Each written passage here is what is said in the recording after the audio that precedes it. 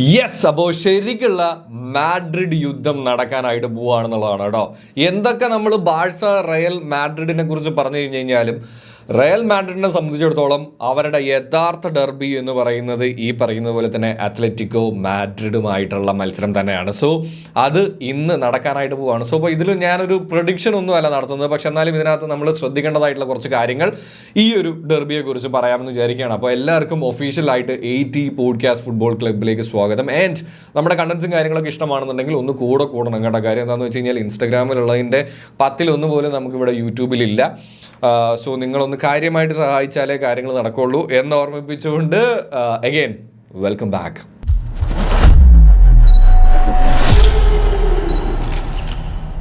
അപ്പം ഞാൻ ആദ്യം പറഞ്ഞ ആ ഒരു സാധനം തന്നെയാണ്. കാര്യം എന്താണെന്ന് വെച്ച് കഴിഞ്ഞാൽ ഇപ്പം ലാലിഗയെ സംബന്ധിച്ചിടത്തോളം അല്ലെങ്കിൽ സ്പെയിൻ എടുത്ത് നോക്കുകയാണെന്നുണ്ടെങ്കിൽ ഈ പറയുന്ന പോലെ തന്നെ ബാഴ്സലോണയ്ക്ക് അവരുടേതായിട്ടുള്ളൊരു ഡെർബി ഉണ്ട്. അതുപോലെ തന്നെ മാഡ്രിഡിൻ്റെ ഡെർബിയാണ് ഈ പറയുന്നത് പോലെ തന്നെ റയൽ മാഡ്രിഡും അത്ലറ്റിക്കോ മാഡ്രിഡും തമ്മിലുള്ള ഒരു മത്സരം. സോ അപ്പോൾ അതിനെ ഒരു യുദ്ധമെന്ന് തന്നെ വിളിക്കാം. ആരാണ് മാഡ്രിഡിൻ്റെ രാജാക്കന്മാരെന്നറിയാനുള്ള ഒരു മത്സരമാണ്. സോ അതുകൊണ്ട് തന്നെ ഇതിന് അതിൻ്റേതായിട്ടുള്ള ഒരു ഇമ്പോർട്ടൻസ് ഉണ്ട്.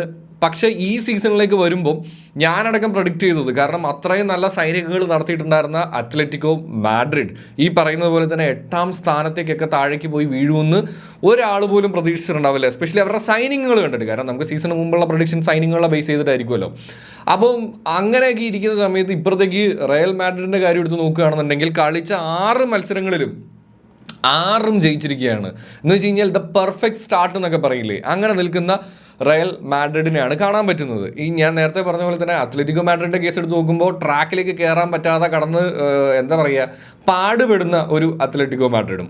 എന്നാൽ ഇനി നമുക്ക് ഇപ്പുറത്തേക്ക് ഞാൻ ഈ പറയുന്ന പോലെ തന്നെ 6 മത്സരങ്ങൾ ഇരു ടീമുകളും കളിച്ചു കഴിഞ്ഞു. ആ 6 മത്സരങ്ങൾ ഞാൻ നേരത്തെ പറഞ്ഞ പോലെ 6 ജയിച്ചാണ് റയൽ ഈ മത്സരത്തിലേക്ക് വരുന്നത്. അതുകൊണ്ട് തന്നെ അവർക്കൊരു അപ്പർ ഹാൻഡ് ഉണ്ട് എന്നുള്ളത് നമുക്ക് എല്ലാവർക്കും അറിയാം. ഇപ്പുറത്തേക്ക് നോക്കുകയാണെന്നുണ്ടെങ്കിൽ സിമിയോണും പിള്ളേരും ഒക്കെ ഭയങ്കര സ്ട്രോങ് ആയിരുന്നു എന്ന് സീസൺ തുടങ്ങുന്നതിന് മുമ്പ് തോന്നിപ്പിച്ചെങ്കിലും ആകെ 2 വിജയമേ അവർക്ക് കൺവേർട്ട് ചെയ്യാനായിട്ട് പറ്റുള്ളൂ. 3 സമനിലയും 1 തോൽവിയുമോടെ അവർ 8ാം സ്ഥാനത്തേക്ക് പോയി എന്നുള്ളതാണ്. റയലിന് 6 വിജയം എന്ന് പറയുമ്പോൾ സമനിലയും തോൽവി ഇല്ലാതെ നിങ്ങൾക്ക് അറിയാമല്ലോ, അത് ഞാൻ എടുത്ത് പറഞ്ഞ് ഓവറാക്കുന്നില്ല. പക്ഷേ ഇനി അപ്പുറത്തേക്ക് ഗോളുകളുടെ കാര്യം നോക്കാം. ഗോളുകളുടെ കാര്യം നോക്കുകയാണെന്നുണ്ടെങ്കിൽ 14 ഗോളുകൾ ഈ 6 മത്സരങ്ങളിൽ നിന്നും റയൽ മാഡ്രിഡിന് സ്കോർ ചെയ്യാൻ സാധിച്ചിട്ടുണ്ട്. ഇപ്പുറത്തേക്ക് നമ്മൾ അത്ലറ്റിക്കോ മാഡ്രിഡിൻ്റെ കാര്യം നോക്കുകയാണെന്നുണ്ടെങ്കിൽ 9 ഗോളുകളെ അവർക്ക് സ്കോർ ചെയ്യാൻ സാധിച്ചുള്ളൂ. ഇനി കൺസീഡ് ചെയ്യുന്ന കാര്യത്തിൽ അത്ലറ്റിക്കോ മാഡ്രിഡ് എന്താ പറയുക ഒരു പഞ്ഞവും കാണിച്ചിട്ടില്ല. 7 കൺസീഡ് ചെയ്തിട്ടുണ്ട്. അതായത് 9 ആകെ 2 മാത്രമേ അവർക്ക് കൺസീഡ് ചെയ്യാൻ, അതായത് ഇനി 2 കൂടെ അടിച്ചിരുന്നെങ്കിൽ കംപ്ലീറ്റ് എത്ര അടിച്ചോ അത്രയും വാങ്ങിച്ചേനെ എന്നുള്ളൊരു സ്ഥിതിയിലേക്ക് വന്നേനെ. ഇപ്പുറത്തേക്ക് റയൽ മാഡ്രിഡിനെ നോക്കുകയാണെന്നുണ്ടെങ്കിൽ ഒത്തിരി അഗ്രസീവായിട്ടുള്ള റയൽ മാഡ്രിഡ് ഒന്നും അല്ല എന്നുണ്ടെങ്കിലും അവർ നല്ല രീതിയിൽ കളിക്കുന്നുണ്ട്. എന്ന് വെച്ച് കഴിഞ്ഞാൽ ഭയങ്കര അറ്റാക്കിങ്, ഭയങ്കര സംഭവം അങ്ങനെയല്ല. എംബാപ്പയുടെയും വിനീഷ്യസ് ജൂനിയറുടെ കയ്യിലും ബോൾ കിട്ടിക്കഴിയുമ്പോഴുള്ള ഒരു സ്ഥാനത്തെക്കുറിച്ചല്ല ഞാൻ പറയുന്നത്. എൻ്റെ ടീമിൻ്റെ ഒരു പ്ലേയിങ് സ്റ്റൈലിനെ കുറിച്ചാണ് പറയുന്നത്. അവരൊരു ഇച്ചിരിയും കൂടെ കമ്പോസ്ഡ് ആയിട്ടുള്ളൊരു റയൽ മാഡ്രിഡ് ആയിട്ടാണ് പേഴ്സണലി ഈ സീസണിൽ എനിക്ക് തോന്നിയത്. അതുകൊണ്ട് തന്നെ അവർക്ക് ഗോള് കൺസീഡ് ചെയ്യുന്ന കാര്യത്തിലും കുറേ കോൺസെൻട്രേറ്റ് ചെയ്യാൻ പറ്റിയതായിട്ട് എനിക്ക് പേഴ്സണലി ഫീൽ ചെയ്തിട്ടുണ്ട്. അതുകൊണ്ട് തന്നെ ആയിരിക്കണം അവരാകെ 3 ഗോൾ മാത്രമേ കൺസീഡ് ചെയ്തിട്ടുള്ളൂ എന്നുള്ളതാണ് കേട്ടോ. ആൻഡ് ഈ പറയുന്നത് പോലെ തന്നെ അതിനകത്ത് എടുത്തു പറയേണ്ട ഒരു താരമായിട്ട് എനിക്ക് തോന്നിയത് എംബാപ്പയാണ് റയൽ മാഡ്രിഡിനെ സംബന്ധിച്ചിടത്തോളം.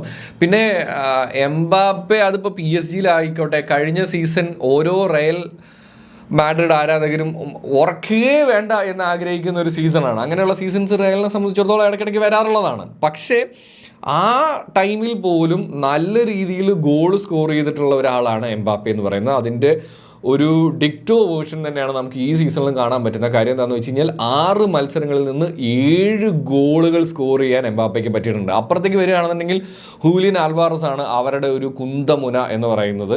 ആൻഡ് ഇപ്പോൾ അവർക്ക് ഒരുപാട് പ്ലേയേഴ്സ്, ഞാൻ ഓരോ പ്ലേയേഴ്സിൻ്റെ ലിസ്റ്റ് എടുത്ത് പറയുന്നില്ല, പക്ഷെ എന്തായാലും പ്ലേയേഴ്സിൻ്റെ കാര്യത്തിൽ പലർക്കും ഈ പറയുന്നത് പോലെ തന്നെ എന്താണ് പരിക്കും കാര്യങ്ങളൊക്കെ ഉണ്ട്. അതുകൊണ്ട് തന്നെ അവരുടെ ഒരു വജ്രായുധമായിട്ട് അവരിപ്പോൾ കൺസിഡർ ചെയ്യുന്നത് ഹൂലിയൻ ആൽവാറസിനെ തന്നെ ആയിരിക്കും. പുള്ളിക്കാരൻ 6 മത്സരങ്ങളിൽ നിന്നും 4 ഗോൾ സ്കോർ ചെയ്യാൻ സാധിച്ചിട്ടുള്ളത്. അതുകൊണ്ട് തന്നെ എനിക്ക് തോന്നുന്നത് ഈ ഒരു ഡെർബിയിൽ കുറച്ചും കൂടെ കൂടുതലായിട്ട് കാണാൻ പറ്റുന്നത് എംബാപ്പെ എന്ന് പറയുമ്പോൾ ഗോൾ സ്കോർ ചെയ്യുന്നതിൽ ഒരു പഞ്ഞവും കാണിക്കാത്ത എംബാപ്പെ. ഇപ്പുറത്തേക്ക് വരികയാണെന്നുണ്ടെങ്കിൽ എസ്പെഷ്യലി ഒരു ടീമിന് ഏത് പൊസിഷനിലേക്ക് ആവശ്യമുണ്ടെന്നുണ്ടെങ്കിലും അവിടെയെല്ലാം നമുക്ക് കാണാൻ പറ്റുന്നത്, അതായത് ഒരു ടീം പ്ലെയർ എന്ന് പറയില്ലേ, അതുപോലെ കളിക്കുന്ന ഒരു ഹ്യൂലിയൻ ആൽവാറസിനുമാണ് കാണാൻ പറ്റുന്നത്. അതുകൊണ്ട് തന്നെ എനിക്ക് തോന്നുന്നു എസ്പെഷ്യലി അത്ലറ്റിക്കോ മാഡ്രിഡ് കുറച്ചും കൂടെ സീരിയസ് ആയിട്ട് എടുക്കുന്ന ഒരു മത്സരമായിരിക്കും ഈ ഡെർബി എന്ന് പേഴ്സണലി എനിക്ക് ഫീൽ ചെയ്യുന്നുണ്ട്. പിന്നെ അത് അവരുടെ ഹോം ഗ്രൗണ്ടിലും കൂടെയാണ്. സോ ഒരു കഴിഞ്ഞ 3 മത്സരങ്ങൾ അവരുടെ ലാലിഗ മത്സരങ്ങളിലും സമനിലയിൽ പിരിയാനാണ് ഇരു ടീമിന് സാധിച്ചിട്ടുള്ളത്. പക്ഷേ അതുകൊണ്ട് തന്നെ ഞാൻ വിചാരിക്കുന്നു ഈ മത്സരം ചിലപ്പോൾ കുറച്ചും കൂടെ കൂടുതലായിട്ടും റിസൾട്ട്സ് പ്രതീക്ഷിക്കുന്ന ഒരു ടീം എന്ന് പറയുന്നത് അത്ലറ്റിക്കോ മാഡ്രിഡ് ആവാനുള്ള സാധ്യതയുണ്ട്. പക്ഷേ റയൽ, ഞാൻ പറഞ്ഞില്ലേ, ഈ പറയുന്ന പോലെ തന്നെ തോൽക്കാൻ ഒരിക്കലും ആഗ്രഹിക്കാത്ത സാബിയും പിള്ളേരും തോറ്റു കൊടുക്കുമോ? ഒരിക്കലും ഇല്ല. സോ നിങ്ങളുടെ പ്രൊഡിക്ഷൻ എന്താണെന്നുള്ളതും കൂടെ താഴെ കമൻറ്റ് ചെയ്യുക. ആൻഡ് അഗൈൻ, നമ്മുടെ വീഡിയോസും കാര്യങ്ങളൊക്കെ ഇഷ്ടമാണെന്നുണ്ടെങ്കിൽ ഒന്ന് സബ്സ്ക്രൈബ് ചെയ്ത് കൂടെ കൂടുക. ഒന്നും കൂടെ ഓർമ്മിപ്പിച്ചുകൊണ്ട് ചിൽ കുപ്പിച്ചിൽ.